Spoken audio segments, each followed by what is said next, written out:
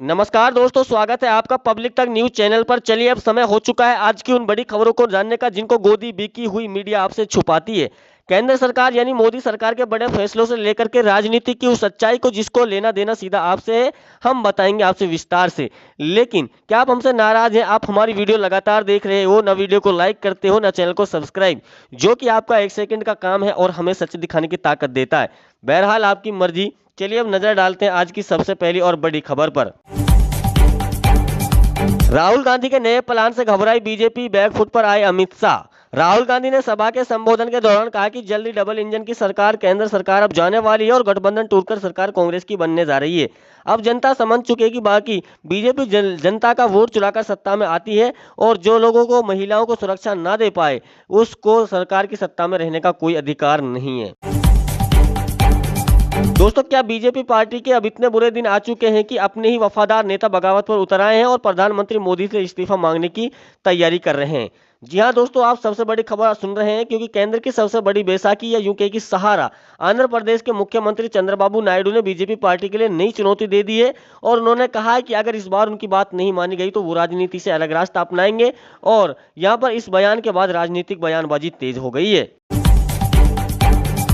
बंगाल में कानून व्यवस्था बनाए रखने के लिए शुभेंदु अधिकारी की सरकार ने गृह मंत्रालय से सीपीएफ की 500 कंपनियां राज्य में बनाए रखने की मांग की है।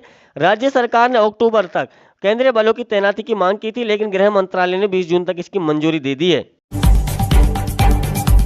मिडल ईस्ट की जंग और खतरनाक मोड़ पर पहुंच गई है। ईरान ने इजराइल और अपनी सबसे बड़ी घातक माने जाने वाली खुर्रम खार 4 खैबर और फतेह बैलिस्टिक मिसाइलों से जोरदार हमला कर दिया है। रिपोर्ट के मुताबिक इन मिसाइलों का निशाना तेल अवीव का बेन गुरियन एयरपोर्ट और इजरायली एयरफोर्स के ठिकाने थे। कई मिसाइल एयर डिफेंस सिस्टम को चकमा देकर के अपने टारगेट तक पहुंची, जिससे इलाके में भारी धमाके और तबाही की खबर है। 30 जून तक बायोमेट्रिक सत्यापन नहीं कराए तो बंद हो जाएगी गैस सब्सिडी। डीटीएल और प्रधानमंत्री उज्ज्वल योजना के लाभार्थी 30 जून तक बायोमेट्रिक आधार प्रमाणीकरण जरूर करा लें। गैस कंपनियों के नए निर्देश के तहत ऐसा न करने वाले एलपीजी गैस उपभोक्ताओं की सब्सिडी बंद कर दी जाएगी, जिससे उनको बाद में दिक्कतों का भी सामना करना पड़ सकता है। अफगानिस्तान में भूकंप से तबाही, 800 लोगों की मौत और 2500 घायल, सैकड़ों हुए जमींदोज। अफगानिस्तान में आए भूकंप ने काफी तबाही मचाई है। दक्षिण पूर्वी हिस्से में रात को भूकंप के तेज झटके महसूस किए गए, जिससे कई घर मलबे में दब गए। इस घटना में लगभग 800 लोगों की मृत्यु हो गई है। 1500 से ज्यादा लोग गंभीर बताए गए हैं।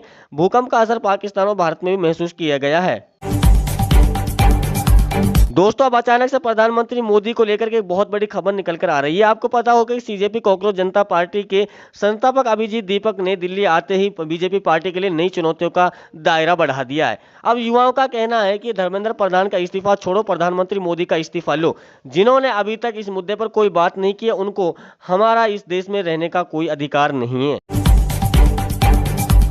अब अगली खबर देखिए, चुनाव आयोग ज्ञानेश कुमार की बड़ी मुश्किलें। खबर आ रही है कि चुनाव आयोग मोदी की गुलामी कर रहा है और जब ईवीएम मशीन पर अब इतने सवाल खड़े हो गए तो लोगों का कहना है कि जहां पर जिस स्वतंत्र देश में इस मशीन का आविष्कार हुआ, अगर वही देश इसका इस्तेमाल नहीं करते तो भारत देश में इसका इस्तेमाल नहीं होना चाहिए। मोबाइल फोन किस्तों पर अगर हम लेते हैं तो मोबाइल की किस्त नहीं भरने पर कंपनी उसको घर बैठे लॉक कर देती है, तो फिर ईवीएम हैक करना कौन सी बड़ी बात है। कांग्रेस ने पीएम मोदी के खिलाफ दर्ज कराई एफआईआर। बंगाल चुनाव में चुनाव आयोग की बड़ी मुश्किल है। आपको बता दें कि बंगाल में भाजपा की जीत के बाद अभी मामला रुका नहीं है। ममता बनर्जी ने चुनाव आयोग पर आरोप लगाया कि उन्होंने चुनाव में बड़े स्तर पर गड़बड़ी की है, क्योंकि मतगणना से पहले और वोटिंग के बाद भाजपा के कार्यकर्ताओं को वहां बुलाया गया जहां पर ईवीएम को रखा जाता है। अगर मैं झूठ बोल रही हूं तो जनता को सीसीटीवी फुटेज और वीडियो सार्वजनिक करके सबूत देना चाहिए। इसके बाद चुनाव आयोग की मुश्किलें बढ़ गई हैं। सावधान, अब एआई से काटे जाएंगे चालान। 40 जगहों पर एआई से चालान शुरू। टू व्हीलर पर दोनों के लिए हेलमेट लगाना जरूरी। शहरवासियों को अब ट्रैफिक नियम तोड़ना महंगा पड़ेगा, क्योंकि शहर में आर्टिफिशियल इंटेलिजेंट आधारित सिस्टम मैनेजमेंट शुरू हो गया है और इसके बाद यहां पर ट्रैफिक नियम तोड़ने पर महंगी कार्रवाई होगी। बिजली बिल बकायेदारों को बड़ी राहत है। जुर्माना माफ पर मूल राशि पर 75% छूट। अगर आप भी भारी भरकम बिजली बिल से परेशान हैं या चुकाने में असमर्थ है तो केंद्र सरकार ने बिजली बिल माफी योजना के तहत आर्थिक रूप से गरीब परिवारों को बिजली बिल में राहत देने की योजना शुरू की है। अगर आप अपना बिजली बिल माफ कराना चाहते हैं तो अपने बिजली कार्यालय में वितरण निगम में जाकर के बिजली बिल माफ करा सकते हैं। अमेरिका ने भारत को रूस से तेल खरीदने के लिए 30 दिन की अस्थायी छूट दी, जिसके बाद देश की राजनीति में घमासान शुरू हो गया। अमेरिकी वित्त मंत्री के इस बयान के बाद कांग्रेस ने मोदी सरकार पर तीखा हमला बोला। विपक्ष का कहना है कि ये बेहद शर्मनाक है कि अब अमेरिका तय करेगा कि भारत किससे तेल खरीदेगा और किससे नहीं। कांग्रेस नेताओं ने इसे भारत की विदेशी नीति और ऊर्जा सुरक्षा से जुड़ा बड़ा मुद्दा बताया। राहुल गांधी के वोट चोरी खुलासे के बाद निशाने पर बनारस, कांग्रेस ने मोदी की सीट के दस्तावेज मांगे। राहुल गांधी ने 25 सीटों को वोट चोरी करके सरकार बनाने का आरोप लगाया था और कहा कि मोदी बनारस से वोट चोरी करके सांसद बने हैं। और अभी उत्तर प्रदेश में एक घर में 4000 से ज्यादा वोट मिलने से घमासान मच गया है संसद में और इसकी सांसद भी खतरे में आ सकती है प्रधानमंत्री मोदी की।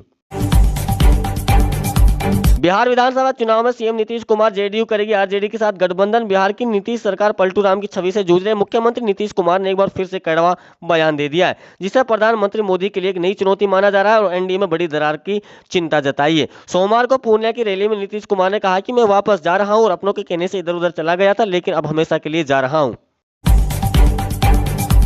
ईवीएम में कुछ तो गड़बड़ है, राहुल गांधी के शब्द सच्चे हैं, वोट चोरी के आरोप पर बोले सैम त्रिपोदा। उन्होंने कहा कि राहुल गांधी चुनाव आयोग पर जो आरोप लगा रहे हैं वो सही है, लेकिन राहुल गांधी अकेले हैं, उनके साथ अन्य दलों को भी सहायता करनी चाहिए और जनता को भी इसमें पूरा समर्थन करना चाहिए और पूरी सावधानी बरतनी चाहिए वोट डालते समय। अखिलेश का भाजपा पर वार, बोले बीजेपी के पास फेक आधार बनाने की मशीन चुनाव में डलवाती है फर्जी वोट। अखिलेश यादव ने भाजपा को एक बार फिर निशाने पर लेते हुए कहा कि भाजपा के पास वो फेक आधार बनाने की मशीन है और इसे बूथ पर लगा करके चुनाव में फर्जी वोट डलवाते हैं। सपा एकजुट होकर काम कर रही है, कार्यकर्ता अपने वोट बचाएंगे और फर्जी वोट डलवाने से रुकवाएंगे।